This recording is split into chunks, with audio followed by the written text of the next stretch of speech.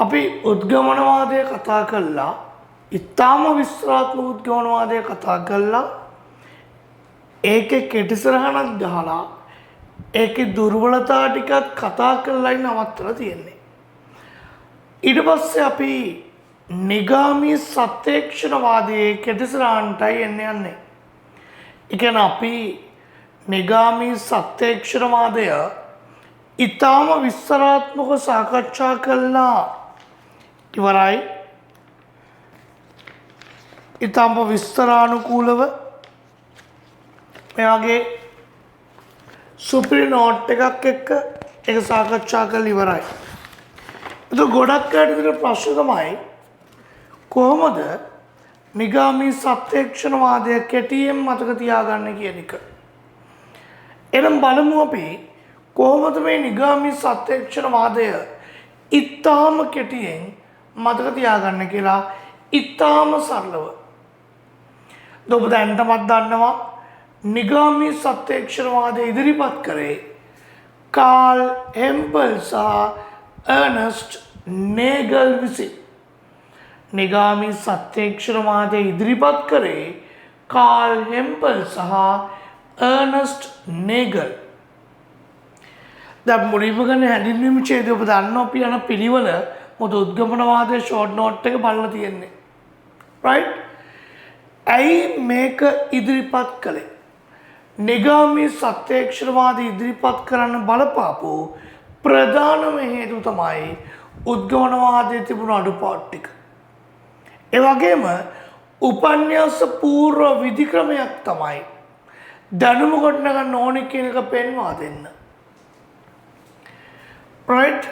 එහෙනම් ඉදිරිපත් කරන්න ප්‍රධාන හේතු උද්ගමනවාදයේ අඩුපාඩු පෙන්වා දීම. ඒ වගේම දැනුම ගොඩනගන්න ඕනේ නිගාමී ක්‍රමවේදයකට කියන එක පෙන්වා දෙන්න. උපන්‍යාස පූර්ව විධික්‍රමයකට තමයි දැනුම ගොඩනගන්න ඕනේ කියන එක පෙන්වා දෙන්න. ඊට පස්සේ පේනවා දෙවනි ඡේදයට. අපි ඊට පස්සේ එන්න ඕනේ පුතේ දෙවනි ඡේදයට. දෙවනි ඡේදයෙන් අපි ගන්නේ මොකක්ද කියන එක. දෙවනි ඡේදයේ එන්නේ මොකක්ද කියන එක. මොකක්ද කියන එක. එතකොට මොකක්ද කියන ඡේදයට එන්න ඕනි කරුණු කීපයයි.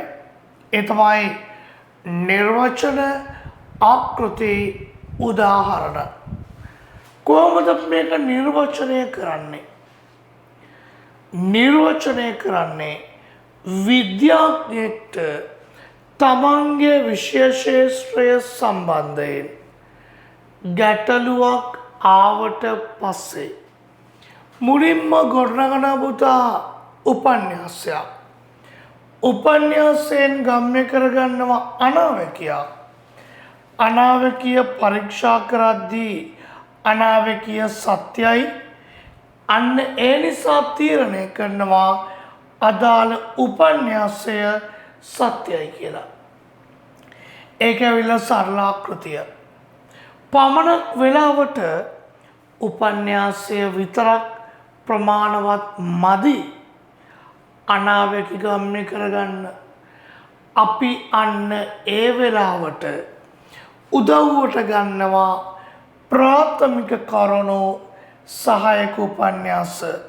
ඒ දෙකේ උදව් වෙනුත් එක තමයි අනාවැකිය ගම්‍ය කරගන්නේ. අනාවැකිය පරීක්ෂා කරද්දී අනාවැකිය සත්‍යයි. ඒක නිසා තීරණය කරනවා සමස්ත උපන්‍යාසයම සත්‍යයි කියලා. ඒක සංකීර්ණ ආකෘතිය. ඊට පස්සේ මම කිව්වේ නිර්වචනය, ආකෘති. මොකක්ද දාන්න පුළුවන් උදාහරණ? මේකට අපිට උදාහරණ ගොඩක් දාන්න පුළුවන්. ඔබ දන්න සරල උදාහරණ දෙකක්. එකක් පෘථිවිය හැඩය ගෝලාකාරයි කියන එක දාන්න පුළුවන්. අපිට විස්තරාත්මකව කතා කරන්න නිර්වචනය උදාහරණ උදාහරණ විස්තරාත්මකව අපි කතා කිරීම කරා. කෙටියෙන් මතක තියාගන්න පෘථිවිය ගෝලාකාරයි කියලා උපන්යාස දාන්න පුළුවන්.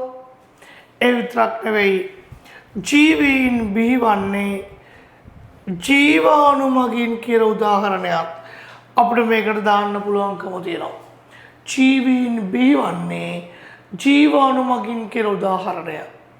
ඔන්න මතකද ලුයි පාස්චර් හංසපාතිකය භාවිතයෙන් කරපු උදාහරණය අපි විස්තරාත්මකව කතා කරා. කවුරු හරි මේව දන්නේ නැති ළමෙක් ඉන්නවා නම් මට කෝල් එකක් දිනනොත් විස්තර ගන්න පුළුවන්, නෝට් ඉල්ල ගන්න පුළුවන්, ඒ උදව් ටික අපිට කරන්න පුළුවන් පුතේ. ඊට පස්සේ අපි එනවා නිගාමී සත්‍යක්ෂණවාදයේ තියෙන ලක්ෂණවලට. මොනවද නිගාමී සත්‍යක්ෂණවාදයේ තියෙන ලක්ෂණ? මේකේ තියෙන්නේ පුතේ වක්‍ර පරීක්ෂණයක්. මොකද්ද මේ වක්‍ර පරීක්ෂණයක් කියලා කියන්නේ? පරීක්ෂණ ඍජු කියලා අපි කියන්නේ උපන්යාසය කෙලින්ම බාහිර ලෝක කරුණුත් එක්ක පරීක්ෂා කරනවා නම්. වක්‍ර පරීක්ෂණයක් කියන්නේ මෙන්න බලන්න. උපන්යාසය කෙලින්ම පරීක්ෂා කරන්නේ උපන්යාසයෙන් ගන්නව අනාවැකියක්. අනාවැකිය පරීක්ෂා කරද්දී ඒකේ සත්‍ය සත්‍යතාවය තුලින් තමයි උපන්යාසයේ සත්‍ය අසත්‍යතාවය තීරණය කරන්නේ. එහෙනම් උපන්යාසය කෙලින්ම පරීක්ෂා කරන වෙනුවට උපන්යාසයෙන් අනාවැකියක් අරගෙන ඒකේ සත්‍ය අසත්‍යතාවය තුලින් නම් උපන්යාසයේ නිවැරදිතාවය තීරණය කරන්නේ.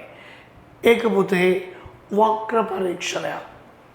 ඒ වගේ නිගාමී සත්‍යක්ෂණවාදයෙන් කරන්නේ උපන්යාස තහවුරු කිරීමක්. හරියක හොයාගන්න ආකාරයක් තමයි ඉදිරිපත් කරන්නේ.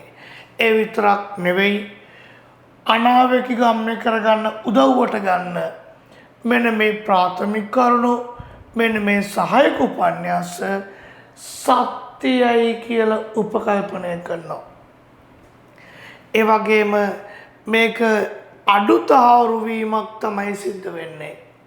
ඒ වගේම අන්තර්ගතයෙන් අඩු සම්භාවිතාවෙන් වැඩි උපන්යාස විද්‍යාත්මකයි කියලා පිළිගන්නවා. ඔන්න පුතා මේකේ ලක්ෂණ ටික. මොනවද මේකේ තියෙන දුර්වලතා? දුර්වලතා තමයි මේක නිගාමී වශයෙන් නිෂ්ප්‍රමාණයි. ඇයි? අපරාංග ආభాසය ඇති වෙනවා. ඔයාලා දන්නවා අස්සි ප්‍රකාර රීතිය. අස්සි ප්‍රකාර රීතිය කියන්නේ ගම්ම්‍ය වාක්‍යයක් තිබිලා පූර්වාංගය තුලින් අපරාංගය ගන්න එක. මෙන්න මේ රීතිය බිඳ වැටිලා ගම්ම්‍ය වාක්‍යයක් තුලින් ඒකේ අපරාංගයෙන් ගම්ම්‍ය වාක්‍යයක් තිබිලා ඒකේ අපරාංගයෙන් පූර්වාංගය තමයි අරගෙන තියෙන්නේ. නිගාමී සත්‍යක්ෂණවාදීන් මෙන්න මේ අස්සි ප්‍රකාර රීතිය විදවට්ටවලා. එතකොට නිගාමී වශයෙන් නිෂ්ප්‍රමාණ වෙනවා. ඇයි? අස්සි ප්‍රකාර රීතිය බිඳවට්ටල තමයි ආකෘතිය අරගෙන තියෙන්නේ. ඒ නිසා නිගාමී වශයෙන් මේක නිෂ්පාණයි. ඒ වගේම උද්ගමනවාදය විවේචනය කරමින් උද්ගමනවාදයේ අඩුපාඩු පෙන්වා දෙමින් තමයි ගොඩනගන්නේ නිගාමී සත්‍යක්ෂණවාදය. හැබැයි උද්ගාමී ලක්ෂණ අන්තර්ගතයි. මොනවද ඒ උද්ගාමී ලක්ෂණ? නිවැරදි උපන්යාස ගොඩනගන්න ක්‍රමයක් නැහැ කියන මතවාදෙත් එක්ක ගැටෙනවා. ඒක උද්ගමනවාදෙත් තිබ්බා, සත්‍යක්ෂණවාදෙත් තියෙනවා. උද්ගමනවාදීන් භාවිතා කරපු විශේෂ කරුණු වලටම තමයි සත්‍යක්ෂණවාදීන් ප්‍රාථමික කරුණු කියන්නේ. නිරීක්ෂණ භාෂාවේ වාදභරිත බව. ඒ කියන්නේ නිරීක්ෂණය කෙනාගෙන් කෙනාට වෙනස් වෙනවායි කියන එක උද්ගමනවාදයේ තිබුණා, සත්‍යක්ෂණවාදයේ තියෙනවා. ඒ වගේම නවදනුමක් ගොඩනගන්න